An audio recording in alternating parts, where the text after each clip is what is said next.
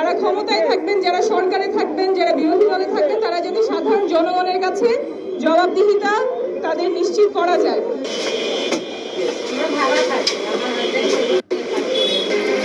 অপারেশনের পরে কি কি জিনিস আমরা উদ্ধার করতে পেরেছি? এই অপারেশনে 26,55,600,000 টাকা উদ্ধার করা হয়েছে। সাম্প্রতিক সময়ে সারা দেশের সেনাবাহিনী ও পুলিশের যৌথ চিরুনি অভিযানে বহু রাজনৈতিক নেতাকর্মীর বাড়ি থেকে অবৈধ সম্পদ উদ্ধার করা হচ্ছে। এরই ধারাবাহিকতায় এনসিপির নেত্রী তাসনিম জারার বাড়িতে অভিযান চালিয়ে আইন শৃঙ্খলা রক্ষাকারী বাহিনী 2 বস্তা ও একটি সিন্দুক ভর্তি বিপুল পরিমাণ টাকা উদ্ধার করেছে। পুলিশের তথ্য অনুযায়ী প্রায় 26 কোটি টাকা জব্দ করা হয়েছে।